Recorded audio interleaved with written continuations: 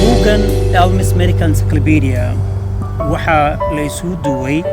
amba sababtii kolkii ugu horreysayba loo saas xiray ahayd in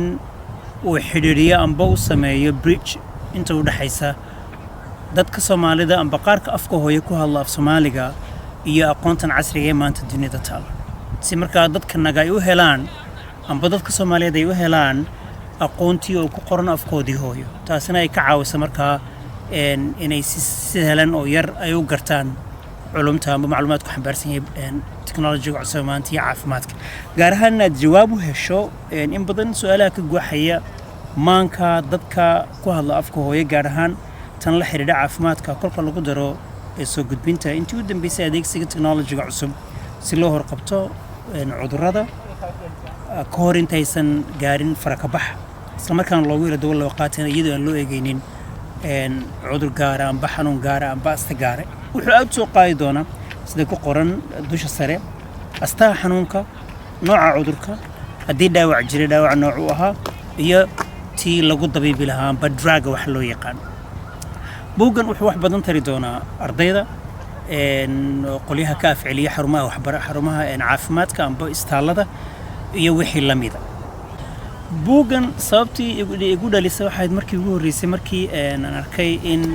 doorkaas uu bannaan yahay ayaan goostay inaan isu duwo buuggan iyadoo sababta intaba ka muhiimsan kolka loo eego baahida jirta maanta ee ah in la helo xarumo caafimaad oo xoog badan amba tayo wanaagsan leh oo ka warcelin kara baahida localka amba baahida maxalliga ee jirta sababaha ugu horeeyeen buuggan isugu duwo waxa kamid ah iyadna oo qayb ahaan khadka hore ka geli doona maadaama ay jiraan ardad badan amba carruur badan oo Soomaaliyeed oo laga yaabo inay halaqay waxyaalaha qaniinaan inaanu sameeyno xarun poison control center oo bixinay hal goob laga maamulo sumowga si markaa loogu maalgeliyo waxa laga helo buuggan inta yar laga helo loogu maalgeliyo xarumaha noocaas oo kala si markaa u noqono dad mas'uul oo dareemaya amba garanaya dhibaatada ubadkooda la soo gudboontay sidii xal ugu heli lahaayeen buugga wuxuu ku hadlayaa saddex luqadood Englishka main ah then Arabic iyo luqadda af Soomaaliga oo si wanaagsan loogu sharxayo bilowgii buugga waxaan soo bilaabay muddo 9 bilood laga joogo laakiin marka la isu celiyay inta badan waqtigu ciriiriga dartii hadda wuxuu marayaa bishii 12aad oo aan maanta gacanta ku hayno idinka Ilaahay inta badan xoog waxaan saaray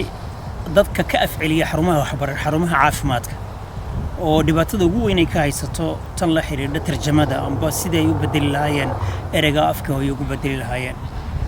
in badan dadku waxay ku doodaan markay qaar badan dadka akhriyeen buugga luqadda uu ku qoran yahay ayaa u baahan in dib loo helo wax ka warceliya amba fasira laakiin sida ay inta badan qabaan ragga aqoonta wanaagsan wax badan buu ka tari doonaa tan la xiriirda warcelinta amba ka warcelinta xarumaha caafimaadka iyo ardayda sida guud jaamacadaha ka jira dalkii hooyo iyo dibadda